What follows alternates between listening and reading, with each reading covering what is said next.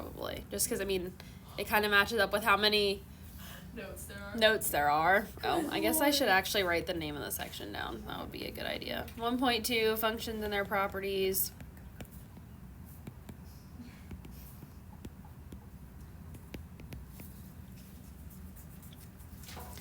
Alright, the first one say to determine whether the formula determines y is a function of x. If not, explain why not. So 2, y equals x squared plus or minus 3.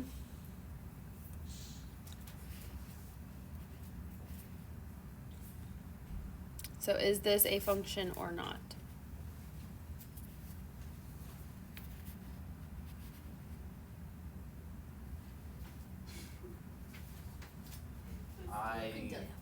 I'm gonna go with no. Yeah. I'm saying no because it's plus or minus. I'm gonna say no. Yeah, it's not functional. No, because of this plus or minus. We can't have both in there for it to be a function. Now, it would be if it was just plus or just minus because it would pass the vertical line test. But being both, it doesn't pass. Still me. No. I guess it. I said no first. We can go back on the video. But did you know why? But did you know why? No, I did. But I said I no did too. first. I was I'm brave. I'm Birthday queen, be quiet. I was brave and I said something. I didn't even know what that is. Yes, ma'am. Alright, Yes. x is equal to 12 minus y.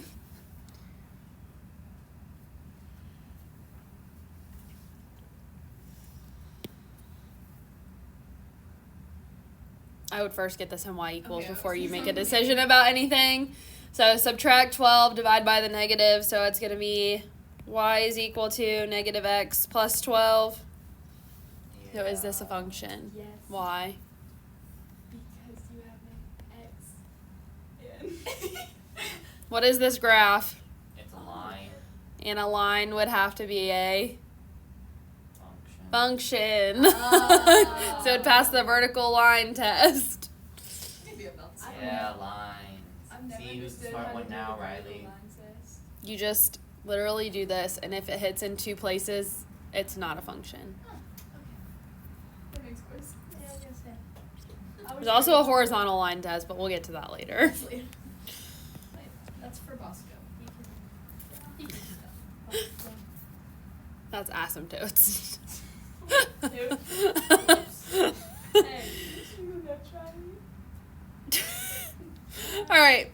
Find the domain of the function algebraically and support your answer graphically. I don't care about the and graphically part. So find the domain. So h of x is equal to 5 over x minus 3. So basically the domain is where the function exists. So we're going to remove anything from the domain where it can't exist. So where would this have a problem existing? Or what would cause a problem in this situation? You don't have to tell me the number, just how would I determine? Things that make the denominator equal 0. Yep. So things that make the denominator 0. So I'm going to set the denominator equal to 0. So x minus 3 is equal to 0. So x is equal to 3. Okay, that also would be where we would have a vertical asymptote is when the denominator is 0. So I think that's coming later as well.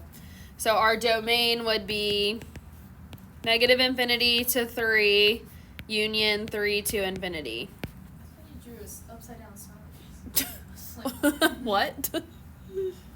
Frowny face. You said smiley face, Riley. I meant frowny. An upside down smiley face is a frowny face. Frowny face.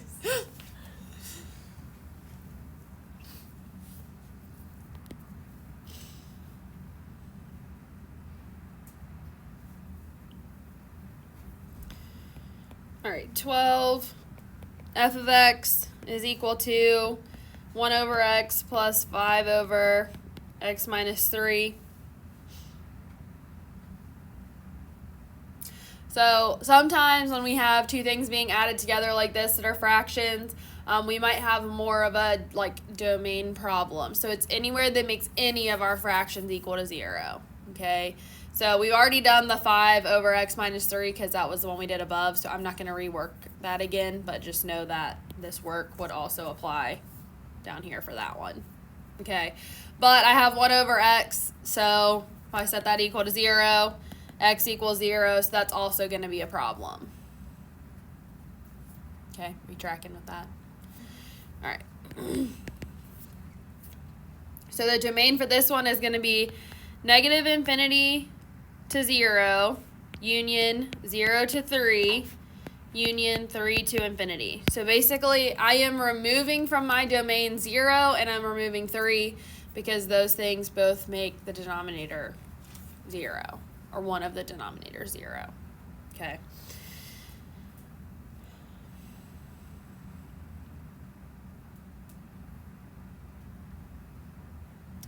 All right, this next one is a little bit different because it is a radical. So 16 f of x is equal to the square root of x to the 4th minus 16x squared.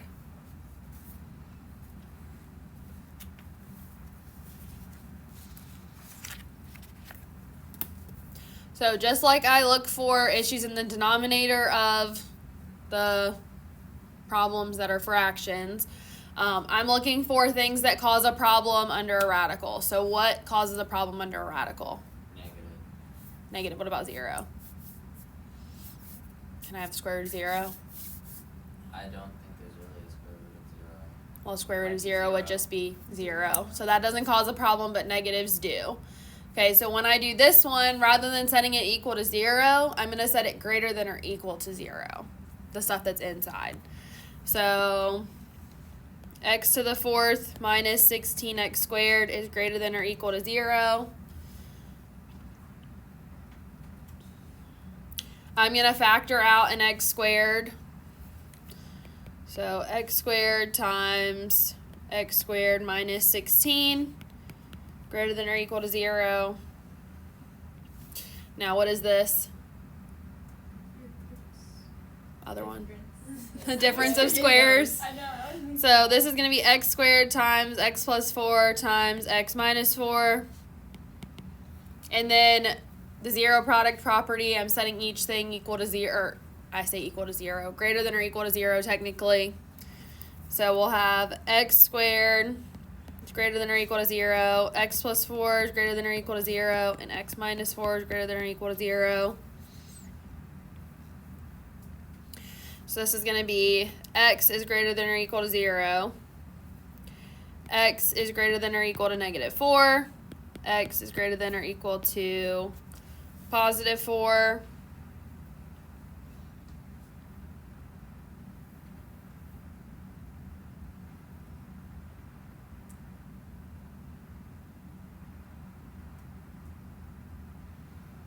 So the way that this one ends up getting written is a little bit weird. So we have I don't know why I just changed colors. Negative infinity to negative 4. And we include negative 4. Okay, because if you put that in, that's going to end up giving you 0 up here. Okay, so that's fine. The other thing is you're probably like, well, how did she know it's that? If you plug in like negative 5 or something, this will still be true. Negative 5 to the 4th is going to be bigger than this. So that's why. So that's going to give us a positive. If you plugged in something in between that, it won't work. Okay.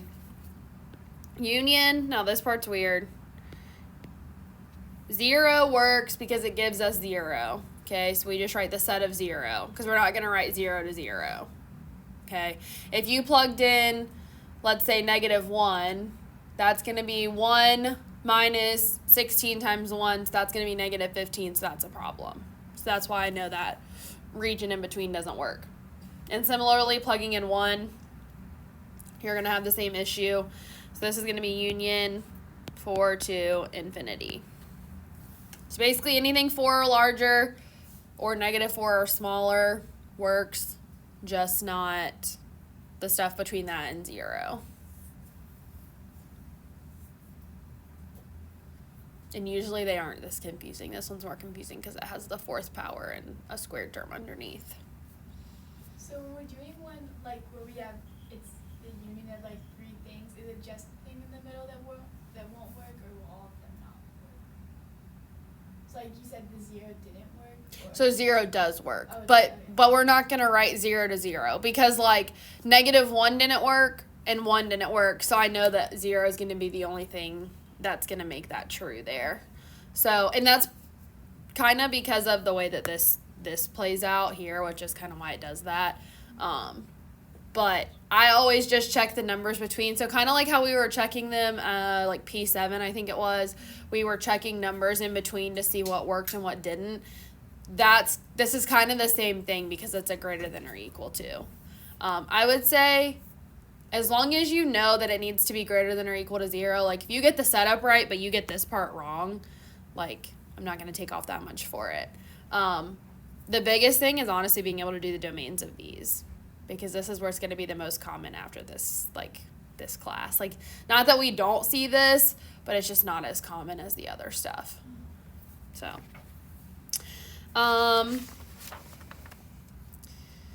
let's see.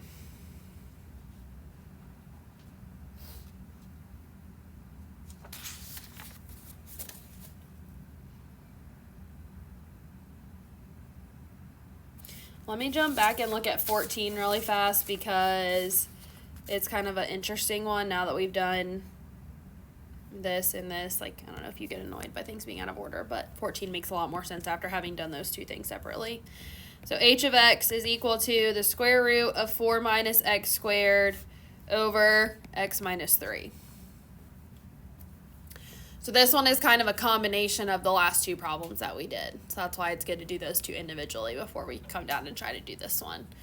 But this one I actually think will be easier, you're going to find. So the domain for this one, it still has to be what makes it true as a whole. So we're going to break it down individually. So I can't have a denominator equal to 0. So I'm going to set that up the same way as I did the previous one, or 2 ago, I guess, where I set the denominator equal to 0 and solve. And that number has to be removed from the domain. Okay? Then I'm going to find what makes the radical greater than or equal to 0, because I still can't have a negative under my radical. Depending on how it works out, we always go with what is stricter. Okay? So you'll see what I'm talking about in a second. So set the denominator equal to 0, so x minus 3 equals 0. So x is equal to 3.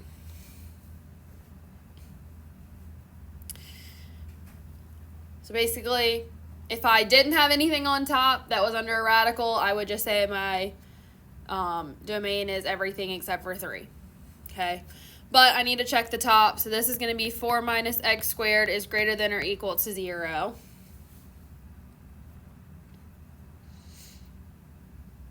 So there's a couple ways you can look at this.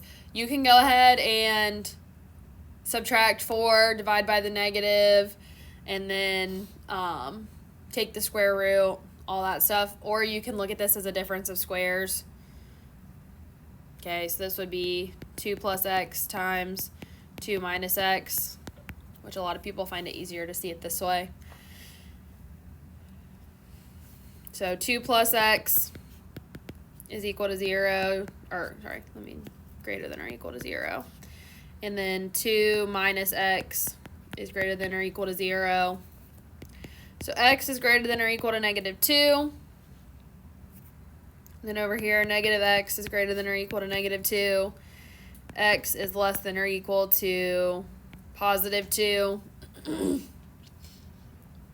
So this part would tell me that I have to be greater than negative 2 and less than positive 2. Because anything bigger than that or outside of that I plug in is going to cause the top to be more than, to be a negative number. Okay? So this is where I say you have to look at the domains and see which one is stricter and follow that one. Okay? Because according to this, I can have everything but 3. Okay? So if I plugged in 4 up here, I would plug in 4. That's 4 minus 16. That's a negative. That's a problem. Okay? But over here, I can have negative 2 to 2. So if I plug in 0, I have square root of 4. So that's 2 over negative 3. That's fine. Okay, so the stricter domain is this side. So I'm going to use that one. Now, sometimes it works out where the number that causes a problem in the denominator is in here and we have to break it down as well there. So it may not be a problem for the top, but it's a problem for the bottom and vice versa. In this case, the top is stricter, so I'm going to be, and it's including because it's or equal to -2 to 2. Weird 2.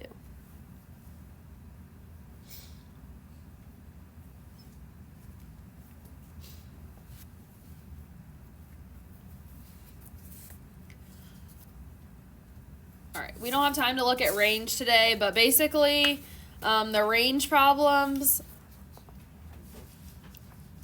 because I don't know how much is going to come up on the AP exam, I'm going to go over it, make sure you understand how to do it. Usually in pre-cal, I don't do as much with range because it tends to be super confusing, but it's pretty much the same thing as domain, but for the y values. So it's like, what y values does the function take on?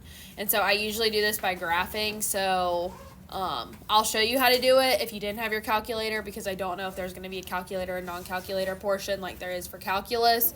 My guess is that there is, so that way you would be able to find it by plotting points, if you will, for a range. But anyways, we'll look at that next Monday because it's kind of crazy to not be doing math for a week.